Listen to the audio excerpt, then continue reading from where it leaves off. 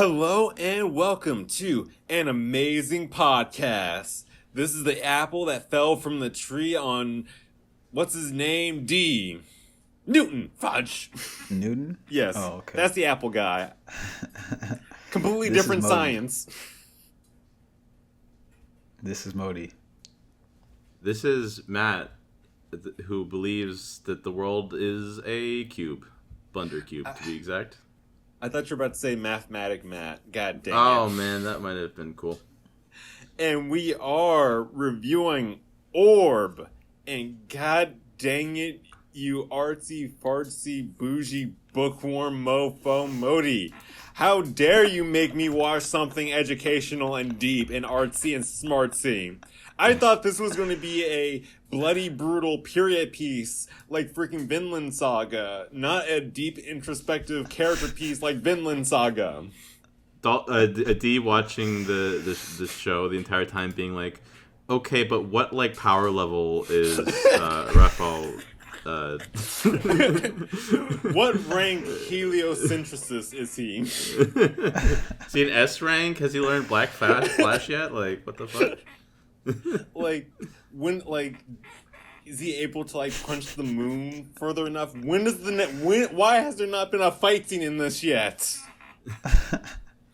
Like, Nowak is just walking up to people and ripping their tongues out like these people are such punks. And even the parts where they do have violence, like the torture scenes, they don't even show that. Like, come on. Like, Yeah. give me something. Also, the blonde guy in this has the exact same voice actor as Nanami from Jujutsu Kaisen, and it is so jarring for me. I know he's everywhere, but it's just like, he has like Nanami's voice actor, and he has like Vash the Stampede's haircut, and it's so weird to me. I thought I recognized his voice. I didn't know that's where it was from. Yeah. But where else is he? Like, what other roles has he done besides this and Nanami? He's kind of like a Japanese Johnny Young Bosch, where like he's in a lot of stuff, but you only really notice him when you start really listening to him. I don't know who Johnny Young Bosch is, but I guess it doesn't matter because I get your point. Yeah. Call yourself an anime fan, jeez. Yeah, one thing about me and my anime fandomness is that I don't really pay attention at all to voice actors and that kind of thing. Generally, so I don't really know them. I'm But long not story Japanese, short- so I'm not like, oh, I know that one. You know, like... Oh, I mean, I wasn't even thinking. For me, knowing the Japanese ones is just like out of the question already. For me. But I was thinking about the English dub ones, you know. But the only English dub one that I know, like I can tell from their face, is the Naruto, the lady who does the Naruto voice acting. That's how you know how much yeah. anime brain rot I have. It's like the first level is like you're recognizing like the dub voice actors. The second level is when you're recognizing the sub actors. Yeah. Oh, actually, there is. I know the One Piece main cast for the most part. So I guess that's another one. Those are the other voice actors I know. But yeah, otherwise I don't really pay attention to that. I'm shocked for you the most didn't. part, but that's interesting. I'm shocked you didn't point out that Turbo Granny was being voiced by Luffy. Wait, who's being voiced by Luffy? Turbo Granny from Dandadan. Oh yeah. Wait, I didn't even catch that. But it makes total sense because now that I think back to her voice, that's definitely. And it's also, the funny thing is, she was honestly playing herself. Like, that's kind of her personality in real life. So it's kind of funny. But yeah, like, this show. Why is this show good and it doesn't have explosions or fighting and it's not shonen? What the heck? Well, technically, you could say that, you know, all those stars themselves are explosions. So true. yeah. Don't get philosophical on me. All right, so you like the show then? I thought you wouldn't like it. I really Based on what liked you were it. saying before we started the review, I thought you were going to say you hated Yeah, it. I thought you were going to say you hated it. I was like, excited to come in here, like, and fighting for the show and having to fight both of you off. But That's so crazy to me because I suggested it. What? I don't know. Well, you suggested Okay, it, but I thought you were gonna be in the same like level of D and be like, this is too boring. I don't get it. I actually think, man. Okay. To be fair, though, I had a harder time watching the first episode, and that might have been just because I was a little sleep deprived. But once I actually ate something, had a cup of coffee, and got to the second episode, I was really jiving with it. I think I can agree with you. The first episode was like kind of boring, honestly, and the second episode was better. But then the third episode, in my opinion, is where it really actually gets interesting. Mm-hmm. I think if the third episode had been like the first episode, or like maybe a little bit worse than the second, I probably might not have wanted to continue. But starting from episode 3, I think it gets very interesting. How far did you get, by the way? Episode 2, but I'm pretty sure I'm going to continue watching. Also, It's really hilarious because I can literally feel myself being like being detoxed of meatheadness. Because at first I was like, oh man, so this is like a Full Metal Alchemist thing. They're gonna like find out how to kill God. That's the big secret they're going looking for. This is gonna be awesome. And then when I heard heliocentrism, I was like, this is BS. I know what's gonna happen. History book spoiled this for me. I know they're gonna win. This is lame. There's also another upside about this, which is I'm pretty sure. So I think this is 25 episodes total, and I think it'll be over after that. And I'm pretty sure that's the entire story. So, like, at the very least, it won't. Yeah, they're not doing like setups for like, oh, here's the what villain is going to be this season, right? It's like, yeah, it's kind of hard to do that. Although I will maintain that this is a missed opportunity. I think if you just look, like, you could have easily done a Dr. Stone kind of thing, load this up full of, like, shonen BS fight scenes, and you could have had a perfect tool to get shonen fans to learn how to read something. Teach shonen fans about physics and astronomy.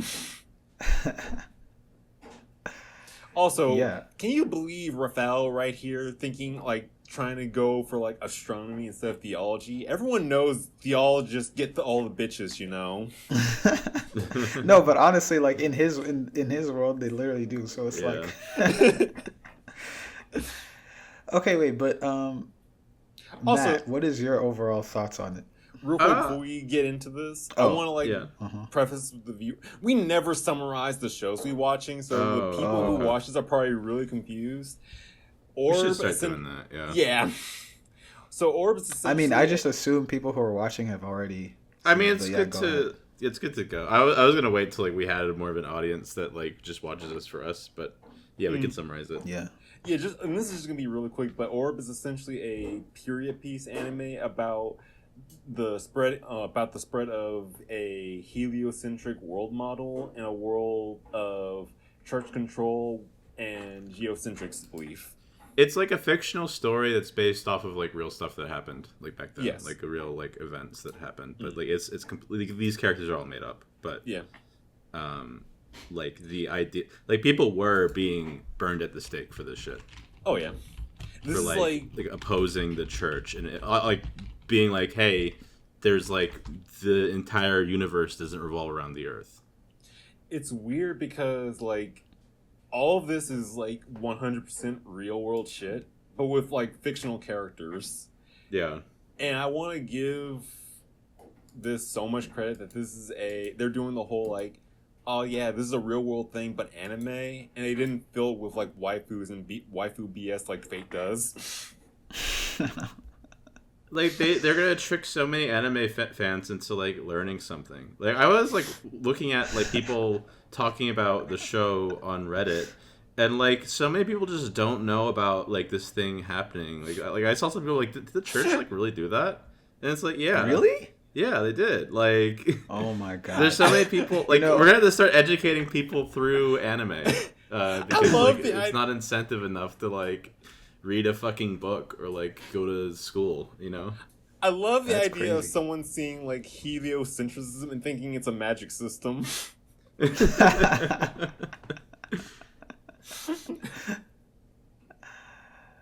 That's really funny. That's interesting. I didn't realize this show was actually like, I mean, this angle that you guys are coming at it from, I didn't really see it that way of like it being an educational show. Mm-hmm. But I guess it is. I mean, if you don't know that stuff. Yeah. Like, you could easily like swap out like for some. I feel like a lot of the stuff is just real world history, but with name changes. Yeah, it seems like it. I don't really know much about that era, I guess. The only thing I know is like Copernicus. It seemed like he was the guy who came up with that model, and then the church killed him for it. Yeah. I mean, Hubert in this is essentially a Copernicus stand-in. Yeah, it seems like it. That's the feeling that I got too. And he's kind of like, he's also like Shanks. He's like, he's like Shanks and Raphael is Luffy. Why couldn't this be more shonen? God dang it! I like it, but listen, like, can you imagine how smart this could? How many IQ points the shonen community will have shot up if this was like, oh yeah, he's a first level heliocentrist.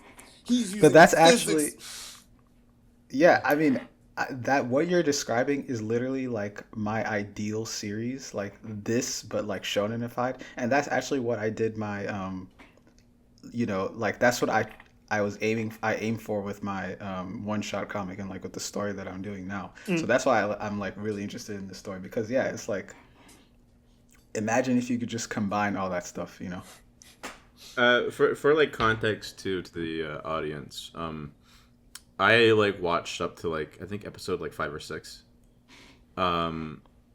Modi watched up to like episode 3, and D watched up to episode 2. So we're mostly talking about like the first arc, and honestly like first story, because like I hope you guys don't mind that I spoil like what happens in like I've read a 4. history book, Matt. I don't think his characters will be in a history book. I'm pretty sure the sun is the center of the universe, okay? It's so weird, like, looking the center of the universe, yeah.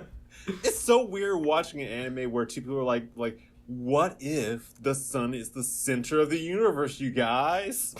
Yeah, because the whole time just thinking, wow, this is so dumb. Like, the Earth is not the center. The sun is not the center. The Earth is flat. Why don't we start there? Like, these people are so uninformed.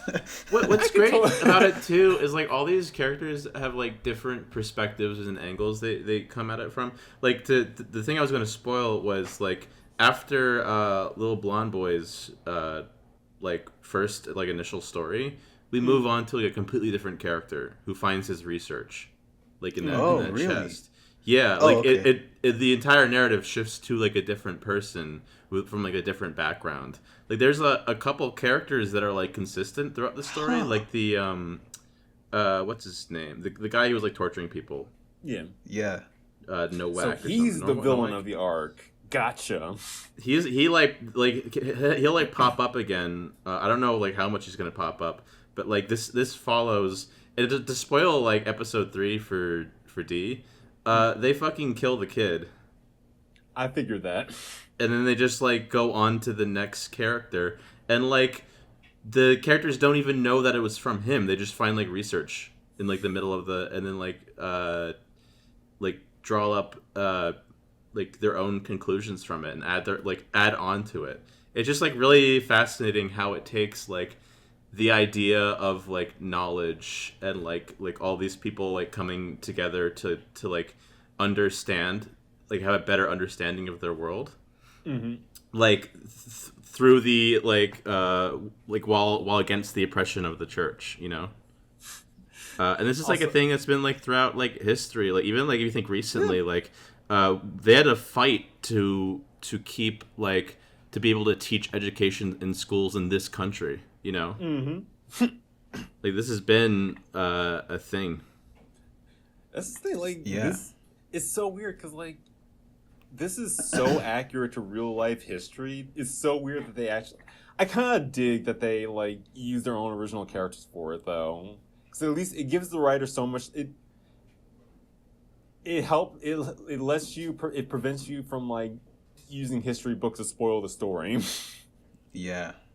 Also, I love also I think it gives them, because I feel like you probably could be like, no, they wouldn't do it like that. Actually, the shoes they wore were made out of like pigskin instead. Like I'm sure you could like pick this apart, but I feel like the central like idea of this as like a way to convey like what a period of time was like, or what like all the effort that had to go into just like making an idea widely known is important.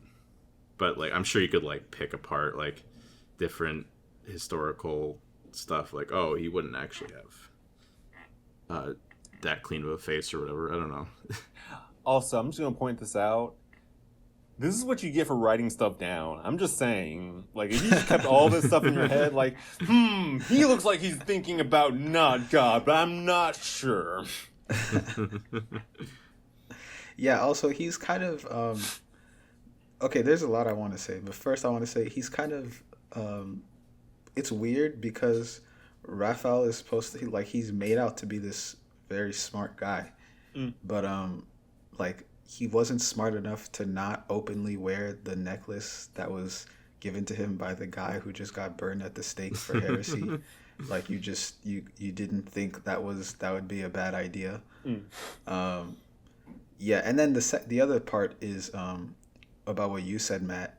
I didn't realize that. So I did get to the part. I got through episode 3 where he dies and whatnot, and at the end of episode 3.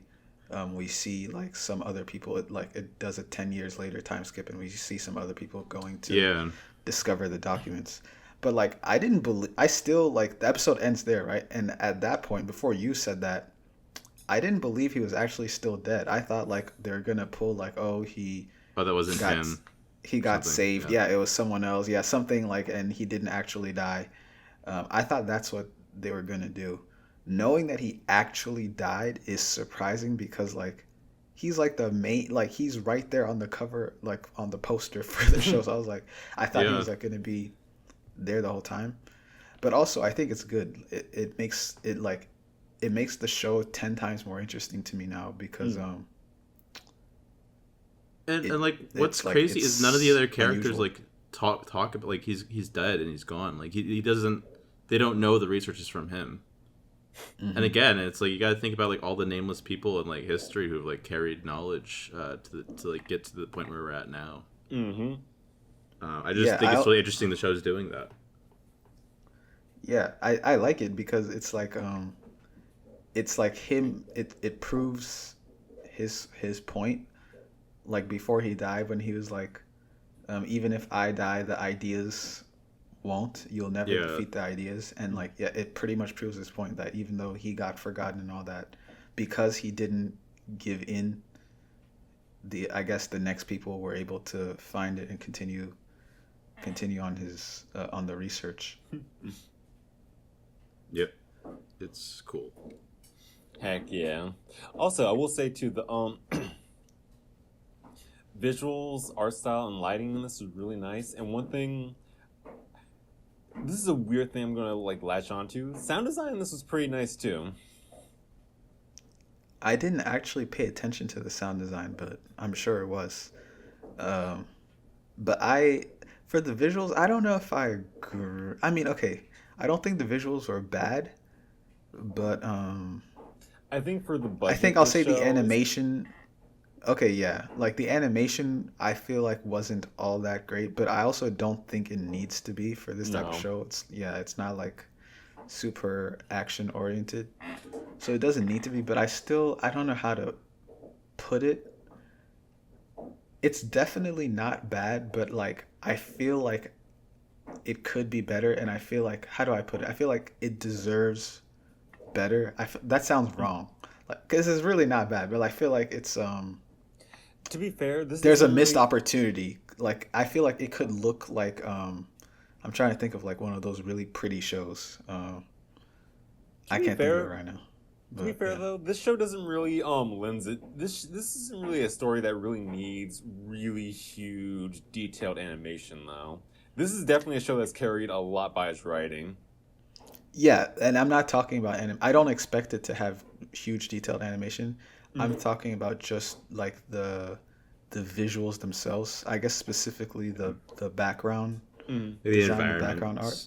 Yeah. I feel like that's could be better, but like I also think it's above average for anime, honestly. Yes. So like, it keeping that in mind. But yeah, I feel like it could and should be better because like I said, like you said, the story is really good. So I feel like I would want that to match along with it. Like I feel like it has the potential to be like one of those like really really good ones if the visuals were on like a really high level too. Not that they're bad. They are very good, but yeah. Also goes with the narrative having pretty environments, like especially with all the talk about like how beautiful the natural world is. I feel like they do that pretty well whenever like we see the night sky. They make it look as delicious as possible. I think. Huh? Go on. Sorry. Sorry, I was just gonna say that I actually felt like that was where I got the most disappointed. Like I wanted to see better starry sky visuals, and I feel like they weren't as good as they could have been. But yeah, sorry, I cut you off. I think they could have made the like more of the human environments a little bit more nasty. They could have made it a little bit more nasty, Yeah, I agree. It felt like it felt like sanitized. Yeah. It felt too clean, for the Middle Ages. But yeah. Also, I think it's really funny that those bishops that were following around, what's his name, the torturer guy, Novak or Novak, I don't know how it's pronounced. I mean, like, how do you not realize what he's doing? Like, I'm thinking about episode 1 or 2 where he helps this kid he helps this kid get the ball down from the tree, and then he goes into this house and starts torturing a guy, I guess, for being a heretic, and it turns out that it's that kid's father. And then those two bishops are standing outside like, oh, did you know this guy's like, he's like, oh, I'm going to go back to my wife and kid. And like, oh, this guy's not even celibate. He's not even a bishop. He's like actually a mercenary. And it's like, did you not figure that out from like the screaming that was happening inside the house probably like 2 minutes ago? Hey, I thought he was screaming for Jesus. He was saying, "Oh God," all that time. Are you saying he was being tortured? Is that why he was screaming Jesus Christ so much? I think it's a clunky way for them to establish stuff about his character when they didn't need to really state it. Yeah, I guess. But I could totally buy them using him because like they don't want to do it themselves, so they're gonna hire like mercenaries to do their dirty work. Yeah, I agree. I have no doubt that at the very least the bishop who hired him, or like whoever the top guy in charge is who hired him, knows what he's hiring him to do. But I don't think those two guys following him around know. And I think it's just like hilarious, the idea of them just following him around all day while he does his like assassinations, but like they always just stay around the corner and like just happen to not hear any of the torture sounds. And just like, oh, what does he do back there? Dang, he sure is praying hard. I'm so glad he's helping them find redemption. Yeah. He feels like such a Vinland Saga character, by the way. Yeah, that's another thing I was gonna say. This reminds me of like, this feels like both Vinland Saga and Attack on Titan. Mm-hmm. I think maybe like the environment and stuff feels like Attack on Titan, like the setting, it just has like the same tone, I guess. And then the characters and the character designs remind me a lot of Vinland Saga. Yeah, but also let's talk about Raphael and how crazy he is. Because okay, like this guy, like, is he actually 12 years old? Because he has like balls of steel. He's like, okay, they're gonna kill me if I don't study theology. I'm not going to do it anyway. I'm just going to study astronomy. I'm going to say it. I'm going to rip up the little letter. Oh, and I'm going to take a suicide potion. It's like, damn. Like you were the craziest, most insane 12-year-old to ever exist. See, I swear to God, in anime, 12 is just they just get the numbers mixed around. Like this guy's definitely like 21. I'm just saying. Yeah, like I don't know why he had to be 12, especially if he's not actually like the main character or like if he's only around for 3 episodes. You could have told me Because he was everything 18, I would have 100% believed you. Yeah, even 18 would be a little hard to believe, but yeah, it would have still been a lot better than 12. Mm. But like there's really no need like considering how realistic everything else is in the show, Mm. like why would you make him that kind of character like at that age, someone who's able to do that. All right, Matt, he's not real fast. Yeah. We know you have your stance on no kid of you have your intense anime kids hatred. Does Raphael surpass that? Does he still fall in that like category? I think it kind of makes sense. Like just because like he's super idealistic and like doesn't have the like kind of in the same way that Light is in Death Note. He's like super like young, hasn't had like a lot of like other understandings about how the world is. So him just being able to like completely like fuck with like like the understanding of the universe for the society he lives in, and then be like, nope, I'm killing myself, see ya, like before having to go through like any of the hardships. I feel like makes sense for his character. Like it's like kind of like especially like from the following characters that we get to see. Yeah. I feel like it is a good starting point for like the show. I think it's a good starting point, but I just think they should have like at the bare minimum aged him up like a lot by like at least twice his age or like 20 or something like that. And that's not even really the main issue. The main issue is just that I don't think it was like I don't feel like enough, even if the character was like a 60-year-old or whatever, right? I don't get the sense that enough happened to him to like get him to override his self-preservation instinct and kill himself, especially when you factor in how immature he would be as a 12-year-old. Dude, I did get that sense from what's his name, Hubert. I got that sense from Hubert. When Hubert wants to sacrifice and kill himself, to me it's like I can see it, even though they didn't actually really explain what was done to him or like what he went through. But with what's his name, with Raphael, even though we saw a lot more of his perspective, I still didn't end up with the feeling that it was like believable. Dude, did you not see that heliocentric model? That shit was sexy, okay? That thing was pretty fly. Yeah, that's the thing. Like they did give him like a way out, but he didn't take it because he was so convinced by the ideology and like the guy who came before him who like literally gave his like life for it. Like maybe he's like a little bit too idealistic for like a like what was it 12-year-old he said. But I mean also okay, I don't even think it's not even for me, it's not even I don't think he's too idealistic or anything. I just think like he kind of I feel like he just came to the decision too easily. That's how I felt.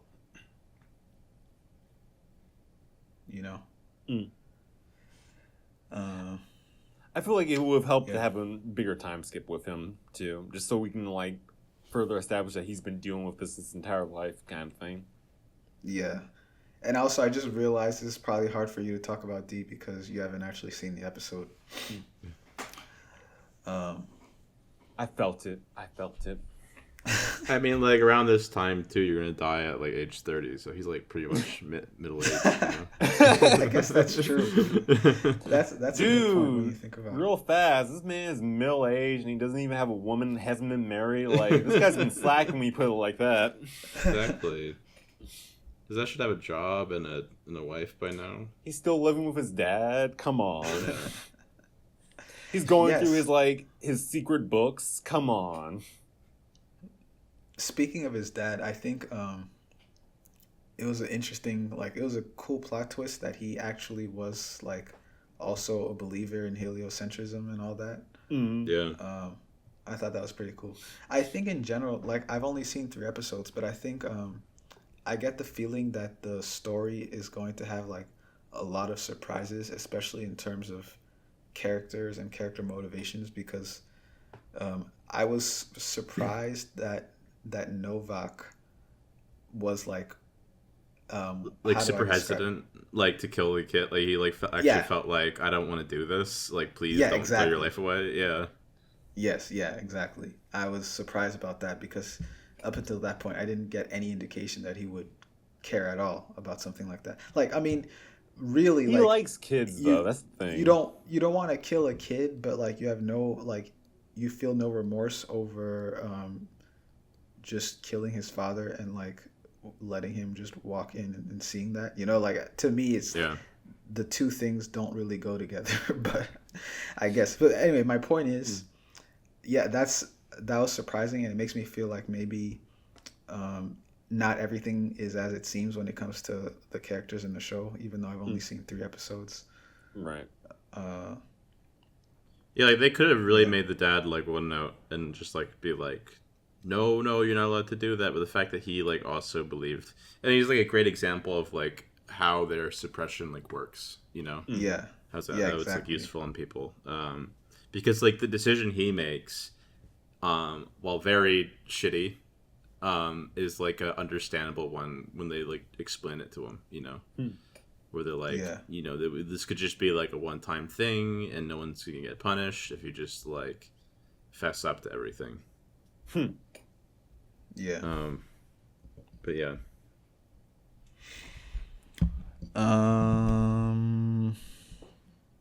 Okay. I don't think I have. I don't think I have anything much else to say. This is the problem with reviewing good stuff, okay? There's not enough to scream about. Yeah. I mean, what do I want to say? Maybe I just want to say a meta thing about because Matt was so surprised. Okay, yeah, let's talk about that actually. That would be interesting. Let's talk about that. So, tell me why you're so surprised that I would like this show. okay. So I thought you'd both like this show, but then when Dee posted in the chat, why did you guys make me watch this show? Or like, It was why'd you so make me smart. I was like, oh, they're gonna be like, this show is too slow and bad, and like there's not enough like punching or whatever, which is the point that Dee made. But Dee also likes the show because he's actively fighting against his meathead brain. And I thought you might have just been like on the same kind of angle where you're like, I don't get it and it's boring. But like, I thought you guys were gonna like it. I was just thrown back by a Dee's comment. Yeah, I I guess love the thing- fact that you see Modi as much of a meathead as I am. I think that's the part about it that I'm just like confused by because it's Well, also you like don't like the things I like a lot of times. So I thought like, oh, I enjoyed this show. So I thought like you guys weren't. So I thought you weren't gonna enjoy the show. well, I guess yeah. What is it that you like that I don't like, besides Lord of the Rings? Star Wars? Delicious in Dungeon. Yeah, and that's you a like big one. Mashal and I don't like Mashal. I liked what was it, Common Rider, and you did not like Common Rider. I don't like. There's various shows where it's like not like a huge disagreement, but it's like, yeah, you or I will significantly dislike it or like it more than the other. Yeah, I think what it is probably that you don't tolerate a lot of anime tropes as well as I do. So Uh-huh.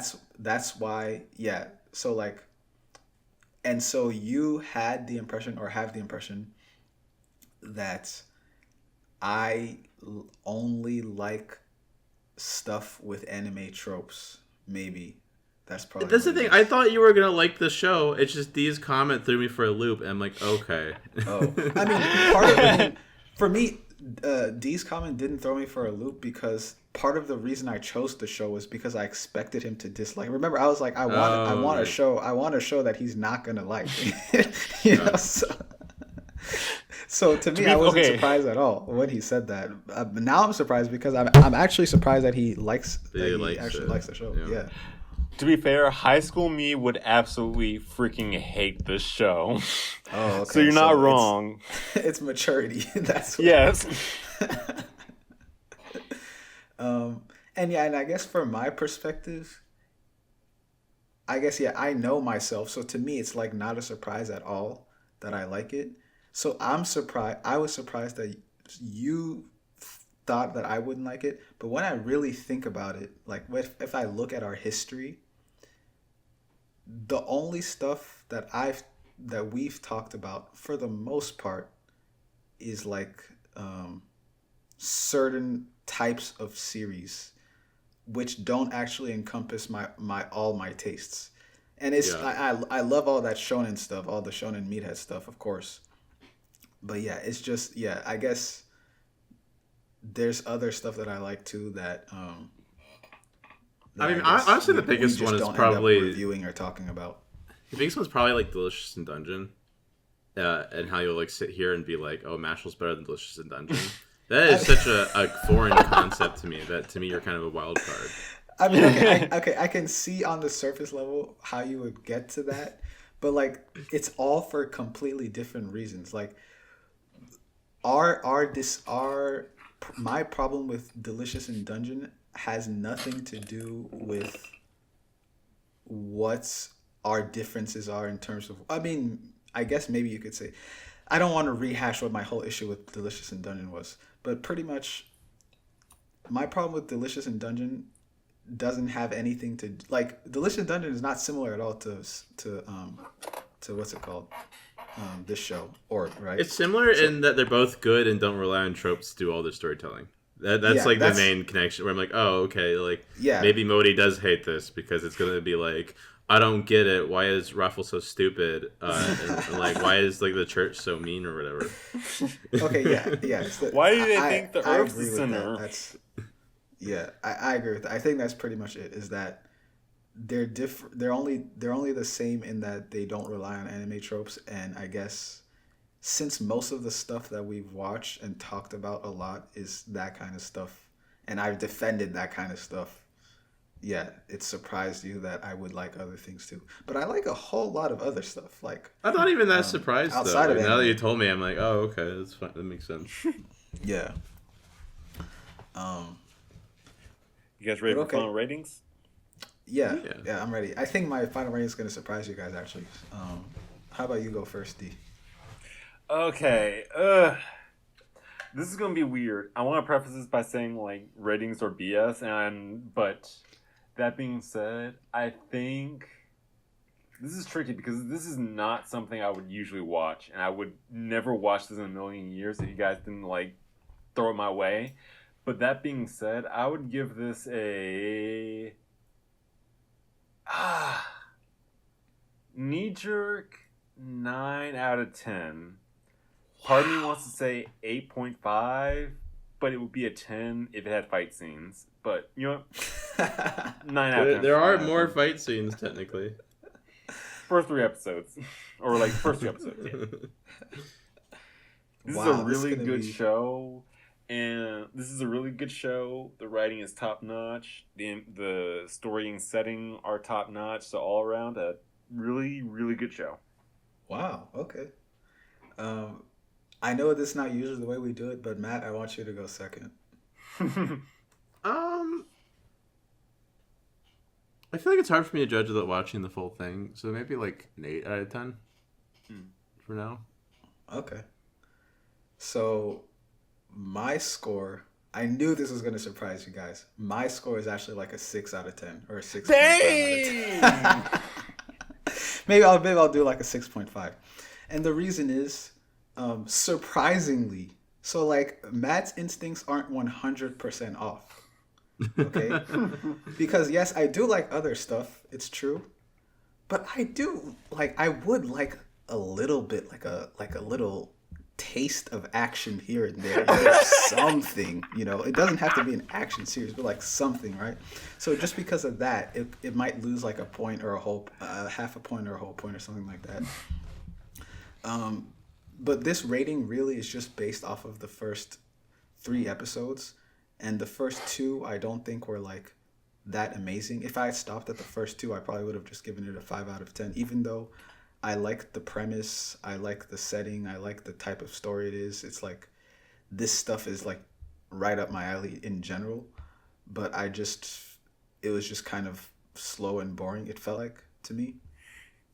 But after episode 3, that raised it to like a 6.5, I guess, or something like that. And I'm pretty confident that, now that I've gotten like the story is actually getting underway, I'm pretty sure that it could definitely go up to like 9 at some point by the time I finish. But for now, based off the first 3 episodes, I would give it like a 6.5. 6.5. We spent so much time litigating like how it was weird that I thought you wouldn't like this show, just to admit that it's like, I could use more action scenes and I mean, anime tropes. I do like it. I like it a lot. Yeah. But I just think it could be okay. The action scenes was kind of like I don't expect. Maybe I shouldn't even count that because I don't really expect action scenes in this series. It's not that type of show. Yeah, it blows my mind that you gave Kamen Rider a similar rating. That blows my mind. And I think the reason, okay, but to be fair, the Kamen Rider the spectrum. Yeah, the Kamen Rider review was in the context of Kamen Rider, so there's also that.